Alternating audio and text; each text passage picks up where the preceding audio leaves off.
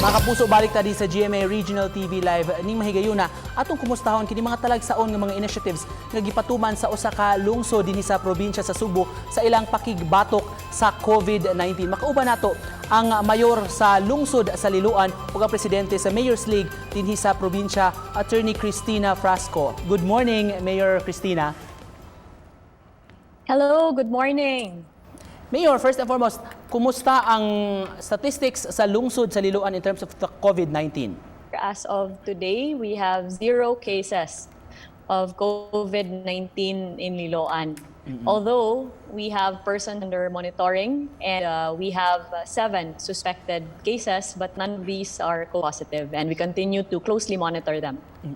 Pero unsa ka ready ang lungsod, Mayor, in the event nga simbako masudlan og kaso? Well, this is a global pandemic that nobody could have been fully prepared for. No, not a single government in the world can be fully prepared for this adversity. Pero naningkamot ta na atong mabuhat ang igong preparasyon, pamaagi sa atong strikto kaayo na pag-implementar sa tanang ECQ quarantine guidelines and protocols. We have already set up an isolation facility in our national high school with the permission of DepEd, and it is fully equipped with the appropriate na mga swabbing areas as well as an area for our frontliners to make sure that any person that is found to be positive will be closely monitored. Dili lamang kana, ang lungsod nag-purchase pud ta og mga ventilators na mahimo natong magamit in the event of this. Naningkamot sa jud ta na fully equipped o PPEs ang atong tanan na mga frontliners. And we have monitored closely all of our barangays to ensure that no large public gatherings occur. And our recent project that we have launched to ensure that we're able to closely monitor our barangays and communities is called Project Lupad, wherein naatay mga aerial drones na naglupad karon sa 14 nato gawas, magtigbakay bakaha or magpalupad og tabanog. O pamaagni ni mga aerial drones na atay real-time reporting sa atong Philippine National Police ug maaktuhan dayon ang mga violations. This is in coordination and partnership with the PNP and Metaverse that provide the drones for free at zero cost to the government. And since we recognize that karong ECQ, lisod sa gyud ayo ang pagawas sa katawhan sa ilang mga panimalay, pananglitan kung naa sila mga minor ailments or gipamati, nag-set up pud ta og Liloan GugMed or Gugma Plus Medicina online medical consultation. Do not need to go outside the confines of your house. You only need to log on to a website and makakuha na ka og free medical consultation from a roster of doctors. This is done in partnership with Synapse Technologies that has also provided for free this very innovative way of providing healthcare and hope during COVID-19. Napasad tayo uban ng mga programa na atong ipaningkamot na makatabang pud sa katawhan. Sama na sa atong Liloan Mobile Market, kung dili na kinahanglan dagko na mga grupo ang magtapok didto sa atong mga public market, amo nang gidala ang public market didto sa lagkalain-lain nato na mga komunidad o barangay.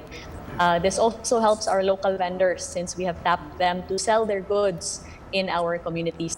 We've also distributed over 64,000 food kits that we call the Keep Calm food kits sa atong katawhan. Nasugdan na ang pag-distribute og 25 kilos of rice for every house para sa among tanan na 41,000 households sa kinatibuk-an sa Liloan. So gisugdan nato ang mga houses didto sa atong kabukiran ug magpadayon in our lowland barangays in the coming days. Tanan ni Mayor, walay gipili. Tanan, walay gipili. Mayor, usab sa imong gi-advocate karong bag-o kini pong paggamit sa kahigayunan para mas ma-develop ang love for the arts, Mayor. Can you tell us more about this? Yes, I'm very happy you asked me that question because studies show that art therapy can actually provide a sense of coping mechanism alang sa kanang mga na-stressed out pag maayo, no, in certain situations. It provides a good outlet, no, to people young and old. So ako manggod, no, I'm a mother of 3 and together with my husband, Congressman Duke Frasco, we've tried our best to really try to help our 3 very young children cope niining COVID-19. Tungod kay di sila makagawas, no, I homeschool them every morning.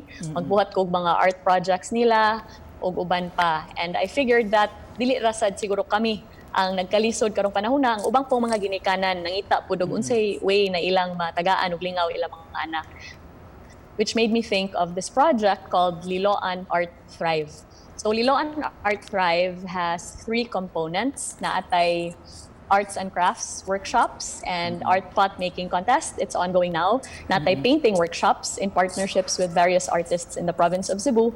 Unya naatay painting contest that is actually open to anybody living in the province of Cebu. Naatay student category o professional category. And Congressman Duke and I are sponsoring the cash prizes and all the art materials for this. Wala sad ni gigamit gyud na government funds in this project. It's a personal project on my part, no. The goal of Liloan Art Thrive is to provide a coping mechanism for people who are trying to cope with the stresses of COVID-19. Mayor, I understand, nakapost up ka na sa imong Facebook lately nga ikaw sad mismo na sa mga challenges karong panahon na dili lang sa imong responsibilidad sa lungsod, apan sa pamilya sab sa mga bata ug sa imong hamiling kapika si Congressman Duke. How do you unwind og pag-distress karong panahon na, Mayor? Well, first of all, I'm very thankful that Congressman Duke is with me, no, in all this and helping me very much yun sa tanan natong kinahanglang buhaton alang sa pagsigurado na padayong luwas ang Liloan o ang kahimtang sa mga Liloanon ato yung maatiman. Kada adlaw na mag-agita ni ining atong kalisod karon. In the house, we like to cook. Duke likes to bake. Ako magluto ko para nila og sa ako mga anak. Unya, I also like to paint and play the ukulele. By special request, Mayor, mga yung tamig sample gikan kanimo.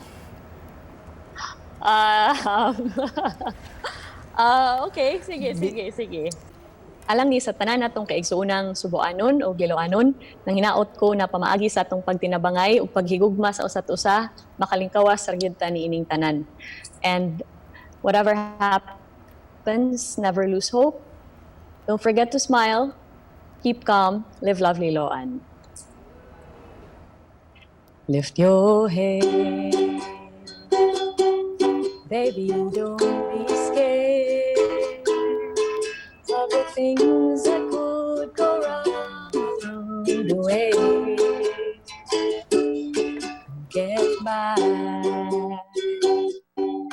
with a smile.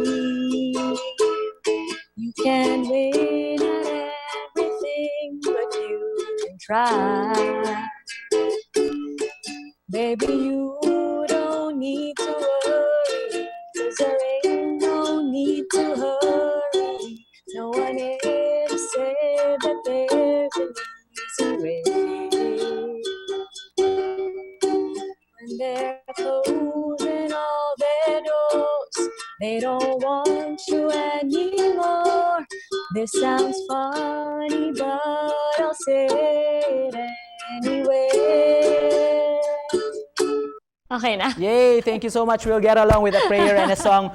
Daghan kayong salamat sa kaygayon ang multi-talented nga mayor sa lungsod sa Liloan, Attorney Cristina Frasco. Thank you. Mabuhay ka, Mayor.